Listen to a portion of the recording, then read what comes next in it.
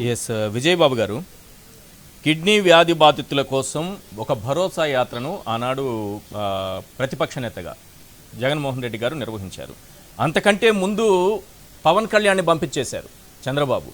ఇక్కడ ఏదో జరగబోతోంది, నువ్వు వెళ్ళి ఒక డ్రామా చేయి, ఒక దీక్షలు చేయి, ధర్నాలు చేయి, వాళ్ళ కోసం ఏదో పోరాడుతున్నట్టు డ్రామాలు చేయి, ఒక రిపోర్ట్ తీసుకురా అంటే ఆయన ఏదో పేర్లు కూడా చెప్పాడు. కేంబ్రిడ్జో మరి హార్వర్డ్ యూనివర్సిటీనో వాళ్ళందరూ ఇక్కడికి వచ్చేస్తున్నారు, పరిశోధనలు చేయబోతున్నారు, అందరినీ తీసుకురాబోతున్నా చంద్రబాబు ద్వారా, ఇవన్నీ చేయిస్తా, నేను ఎట్టి పరిస్థితిలో వదిలిపెట్టేది లేదన్నారు. మొత్తం పెట్టేబేట సర్దుకుని ఒక రిపోర్ట్ లాంటి తయారు చేసిస్తానని పారిపోయారు, అక్కడికి వదిలేశారు అంతే. ఆ రోజుతో అది అయిపోయింది. కానీ ప్రతిపక్ష నేతగా అక్కడ అడుగుపెట్టిన తర్వాత, వాళ్ళ బాధలు చూసిన తర్వాత, వాళ్ళకి ఏ హామీ ఇచ్చారో ఆ హామీని ముఖ్యమంత్రి అయిన తర్వాత ఆయన ఈరోజు నెరవేర్చారు. ఇక్కడ ఏంటంటే సార్, వీళ్ళు ఎంతసేపు చంద్రబాబు గురించి విజన్ విజన్ విజన్ అంటారు కదా, ఇది విజన్ కాదా? ఇందులో సంక్షేమం లేదా? ఇందులో డెవలప్మెంట్ లేదా?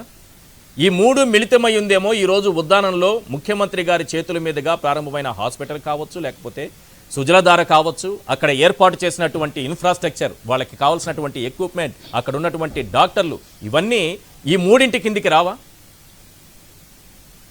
అదే పాయింట్ అండి. ఇప్పుడు చంద్రబాబు నాయుడు గారి యొక్క ఉద్దేశంలో డెవలప్మెంట్ అంటే ఒక భవంతులు కట్టడం, కాంట్రాక్ట్లు ఇవ్వడం, దాంట్లో కమిషన్లు కొట్టేయడం, ఆకాశ హర్మ్యాలను చూపించి ఇదే డెవలప్మెంట్ అని చెప్పి అనడం, దాని వెనక నుంచి కాంట్రాక్టర్ల నుంచి కమిషన్తో నొక్కేయడం, ఇది ఆయన దృష్టిలో డెవలప్మెంట్. కానీ ఇవాళ ఇది ఒక జిల్లాకి సంబంధించినటువంటి అంశం కాదండి, ఇది ఒక చరిత్రాత్మకమైనటువంటి అంశంగా చూడాలి. ఎందుకంటే యావత్తు భారతదేశంలో చాలా మంది శాస్త్రవేత్తలు ఆ ప్రాంతానికి వెళ్ళడం, అక్కడ వాటర్ తీసుకెళ్ళడం, శాంపిల్స్, దాని మీద రీసెర్చ్ చేయడం, ఇలా కొన్ని దశాబ్దాలుగా సాగుతున్నటువంటి అంశం ఇది. తర్వాత ఇందాక మీరు అన్నారే పవన్ కళ్యాణ్ ఈ వ్యవహారాన్ని, అది అసలు పూర్తిగా దాని వ్యవహారం నాకు బాగా తెలుసండి. ఎందుకంటే అక్కడ జరిగింది ఏంటంటే, అమెరికాలో కొంతమంది డాక్టర్స్ ఉన్నారు. ఈ డాక్టర్స్ ఏం చేశారంటే, వాళ్ళకి పాపం ఒక కన్సర్న్ ఉంది దీని మీద ఉండి, వాళ్ళు ఇతనికి సలహా ఇచ్చారు. ఏమనంటే, బ్యాక్ ఎండ్ నుంచి మేము మీకు అన్ని రకాలుగా కూడా సహాయ సహకారాలు అందిస్తాము, దానికి సంబంధించిన ఫండింగ్ కానీ ఇదంతా కూడా అని దాని రిపోర్ట్ వాళ్ళు తయారు చేశారు. వాళ్ళు వ్యక్తిగతంగా నాకు కూడా తెలిసింది ఆ డాక్టర్స్. నేను యుఎస్ వెళ్ళినప్పుడు నేను కలిసా, వాళ్ళు ఇక్కడికి వచ్చినప్పుడు కలిసారు. తర్వాత వ్యవహారం కూడా చెప్పారు నాకు, మేము ఇట్లా చేయబోతున్నాం అండి, పవన్ కళ్యాణ్ గారికి మంచి పేరు వస్తుంది ఇది, అందుకని చెప్పి మేము ఈ ప్రాజెక్ట్ని టేకప్ చేసాం, మిగతా విషయాలు మాకు అనవసరం అని చెప్పాను. అంటే దాని మీద కొంత రిపోర్ట్ ఇస్తే మనవాడి పని ఏంటంటే, ఏ సమస్యనైనా ముక్కును పట్టుకుని వేలాడటమే. అంటే దాని మీద లోతుగా అధ్యయనం చేయడం, కానీ బాగా అధ్యయనం చేసినట్టు ఒక మేధావిలాగా పోజు కొట్టడం మనకు తెలిసిందే కదా.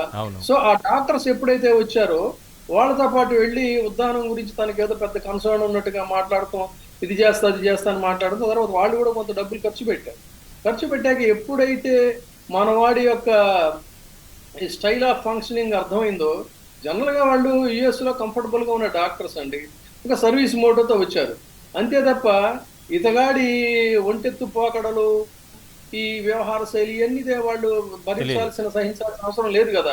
అందుకని వాళ్ళు ఏం చేశారంటే, అర్ధాంతరంగా వాళ్ళు వెనుదిరిగి వెళ్ళిపోయారు. ఎప్పుడైతే వాళ్ళు వెనుదిరిగి వెళ్ళిపోయారో, ఇతనికి అసలు దాని గురించి తలా తోకా తెలియదు, కన్సర్న్ కూడా లేదు కదా. వాళ్ళు ఏదో డబ్బులు పెడతా ఉన్నారు, సరే అన్నాడు, హడావుడి చేశాడు, హంగామా చేశాడు. వాళ్ళు ఎప్పుడైతే వెళ్ళిపోయారో ఈ ప్రాజెక్ట్ వ్యవహారం కూడా ఇది క్లియర్ గా నాకు ప్రతి బిట్ టు బిట్ నాకు తెలుసు అండి. ఇది వాళ్ళ తర్వాత వాళ్ళు కూడా నాతో మాట్లాడారు. ఇది పవన్ కళ్యాణ్కి సంబంధించిన వ్యవహారం. తర్వాత ఇప్పుడున్నటువంటి వాస్తవ పరిస్థితులను చూసుకుంటే, దేశంలోనే ఒక అంతుపట్టని సమస్యగా ఉన్న ఈ ప్రాంతాన్ని ఇవాళ ఇంత అపురూపంగా తీర్చిదిద్దడం అనేటువంటిది కూడా దేశంలోనే ఒక చరిత్రాత్మకమైన అంశంగా చూడాల్సిన అవసరం ఉంది. అందుకనే నేను ఒక మాటలో చెప్పేది ఏంటంటే, ఈ రోజున ఉద్దానంలో జగన్మోహన్ రెడ్డి గారు చేపట్టినటువంటి చర్యలు ఏవైతే ఉన్నాయో, అవి రేపు రాబోయే కాలంలో వైఎస్ఆర్సీపీకి ఉత్థానం, తెలుగుదేశం పార్టీకి పతనం.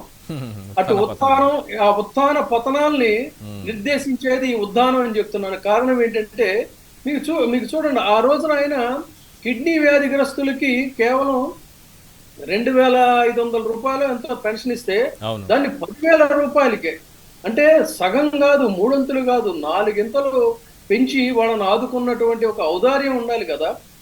అభివృద్ధి అంటే ఇవాళ ఆ ప్రాంతం ఏదైతే ఉందో ఒక మారుమూల ప్రాంతం, ఎంత దయనీయం అంటే, ఇందాక వారు డాక్టర్ గారు కిల్లి కృపారాణి గారు చెప్పారు, నిజానికి ఆ పౌరుల్ని ఒక సెకండ్ గ్రేడ్ సిటిజన్స్ కింద, అంటే మనలో ఒక భాగం, మన ఆంధ్రులు వాళ్ళు, మన తెలుగు వాళ్ళు, మన సోదరులు అనేటువంటి భావన లేకుండా వాళ్ళేదో దూరంగా విసిరివేయబడినటువంటి రుజాగ్రస్తులు, వాళ్ళు మనం ఏమీ చేయలేము అన్నటువంటి ఒక నిర్లక్ష్య వైఖరి చంద్రబాబు నాయుడు గారి ఫంక్షనింగ్ లో కనపడింది అనేది మళ్ళీ ఇవాళ ఎందుకు వారు చెప్పారా, గుర్తు చేశారు. అదంతా కూడా ఎంత అమానవీయం అండి, అది పూర్తిగా అమానవీయం. అటువంటి ఆ కోణాన్ని ఇవాళ తన మానవత్వాన్ని, తన ఔదార్యాన్ని, పరిపాలన అంటే ఇది కదా అనేటువంటి ఒక దీన్ని చాటుకున్నటువంటి జగన్మోహన్ రెడ్డి గారు, ఇది యావత్ ఆంధ్రదేశం అంతా కూడా ఇవాళ గర్వించదగిన అంశం అండి. కేవలం చంద్రబాబు 14 ఏళ్లు ఉండి దీనికి ఒక శాశ్వత పరిష్కారం చూపించాలని ఆలోచన చేయకపోవటం ఒకటి సార్. ముఖ్యమంత్రి హోదాలో 14 ఏళ్ళు ఉన్నారు కదా, ముఖ్యమంత్రి హోదాలో అక్కడి పరిస్థితుల్ని అధ్యయనం చేయడానికి ఒక్కసారి కూడా ఆయన కెరీర్ మొత్తంలో ఒక్కసారి కూడా పర్యటించలేదట. కారణం ఏంటంటే అదేనండి, ఇప్పుడు అక్కడ ఏదైనా ఇష్యూ ట్యాకప్ చేస్తే అది ఆ యాక్టివిటీస్ లో వీళ్ళకి పర్సంటేజీలు రావు, ఆ యాక్టివిటీస్ లో వీళ్ళకి కమిషన్ రాదు, కాంట్రాక్టర్లు ఎవరు అక్కడికి వెళ్ళడానికి వెళ్ళేటువంటి పని కాదు. అదేమిటంటే ఒక సున్నితమైనటువంటి జటిలమైనటువంటి సమస్య. ఆ జటిలమైనటువంటి సమస్యకి డబ్బు ఖర్చు చేయటమే తప్ప అందులో ఇండైరెక్ట్ గా మనకు వచ్చేటువంటి లాభం, కమిషన్లు ఏమి లేవు. చంద్రబాబు నాయుడు గారికి అలాంటివి నచ్చవు. చంద్రబాబు నాయుడు గారికి నచ్చేది ఏంటంటే ఏది చేసినా, అది హైటెక్ సిటీ చేసినా దాని వెనకాల కొన్ని టక్కుటమారాలు ఉంటాయి, అమరావతి ఏదైనా చేసినా దాని వెనకాల కొన్ని టక్కుటమారాలు ఉంటాయి, లేదు ఇన్నర్ రింగ్ రోడ్డు లాంటిది ఏదైనా చేసినా దాని వెనక ఇంకొంచెం ఏదైనా ఉంటుంది. అది కాదు ఫైబర్ నెట్ లో చేస్తే అందులో కొన్ని నెట్లేయో దాగి ఉంటాయి. ఇలా ఏదైనా చేస్తే మనకేంటి అనేది ఉండాలి, కానీ ఎక్కడో మారుమూల ప్రాంతంలో అనేక మంది దారిద్ర్య దిగువ రేఖకి నిరంతరంగా బాధపడుతున్నటువంటి వాళ్ళకి సహాయం చేస్తే, వాళ్ళ ఆరోగ్యాలను తీర్చిదిద్దితే, దానికోసం కోట్లాది రూపాయలు పెట్టుబడి పెడితే మనకొచ్చేది ఏంటి చెప్పండి? కానీ ఒకటి బాధ్యత, ఒక ముఖ్యమంత్రిగా బాధ్యత అవుతుంది, రెండోది మానవత్వం. ఈ రెండు యాంగిల్స్ చూడాలి కదా సార్.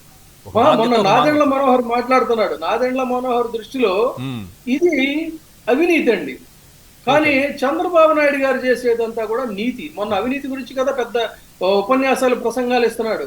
పాపం ఇలాంటి వాళ్ళకి ఏంటంటే ఇలా చేసేటువంటి ఖర్చులు, ప్రజా సంక్షేమం కోసం చేసే ఖర్చులు, ప్రజల అభ్యున్నతి కోసం చేసే ఖర్చులు, ప్రజల ఉత్థానం కోసం చేసే ఖర్చులు, ఇవన్నీ వాళ్ళ దృష్టిలో అవినీతి. అది కాకుండా కాంట్రాక్టులు, కమిషన్లు, లింగమనేని ఎస్టేట్లు, దాని వెనుక ఉన్నటువంటి వ్యవహారాలు, ఇవన్నీ కూడా చాలా నీతి, నిజాయితీ.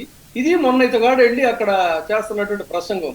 ఇలాంటి దౌర్భాగ్యపు వ్యవహారాల వల్ల ఇవాళ అందుకే మళ్ళీ చెప్తున్నా, ఈ రోజున జరిగినటువంటి ఉద్దానంలో జరిగిన ఒక బృహత్తర మహత్తర కార్యక్రమం ఆంధ్రదేశంలో వైసీపీకి ఉత్థానం, ఇది టీడీపీకి పతనం అనేది మళ్ళీ చెప్తున్నా. రైట్. ఈరోజు ఆంధ్రజ్యోతి దినపత్రికలో ఇంత గొప్ప కార్యక్రమం జరుగుతూ ఉంటే, వారి జీవితాల్లో ఒక మార్పు తీసుకొచ్చే దిశగా అడుగులు పడుతూ ఉంటే, అసలు దశాబ్దాలుగా జరుగుతున్నటువంటి వారిని పట్టించుకోకుండా వదిలేస్తే కిడ్నీ వ్యాధితో ఎంతోమంది వేల మంది ప్రాణాలు కోల్పోతే, ఇప్పటికే అదే జబ్బుతో కొన్ని వేల మంది బ్రతుకులు వెల్లదీస్తూ ఉంటే, ఉద్దానానికి ఏం ఉద్ధరించారు జగన్ అని రాశారు. 14 ఏళ్ళు ముఖ్యమంత్రి చంద్రబాబు. ఫ్రంట్ పేజ్ లో సార్, ఉద్దానాన్ని ఏం ఉద్ధరించారు జగన్ అని రాశారు.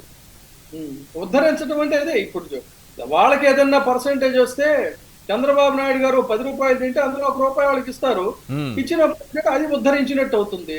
మరి ఇదంతా ఉద్ధరించడం కాదు కదా, కేవలం వాళ్ళకి ఏదైనా లాభాలు ఉంటేనే. అందుకని ఈ శాడిస్టిక్ నేచర్ అనేటువంటిది ఎంత అంటే, ఇప్పుడు కిడ్నీ వ్యాధిగ్రస్తుల్ని అక్కడ ఉన్నటువంటిది ఏ విధంగా అయితే పీడిస్తుందో, ఈ రాష్ట్రాన్ని, ఈ ప్రభుత్వాల్ని అనేక రకాలుగా ఇలాంటి విషం చిమ్ముతూ పీడిస్తున్నటువంటి ధోరణిలో ఇవన్నీ కూడా భాగాలు.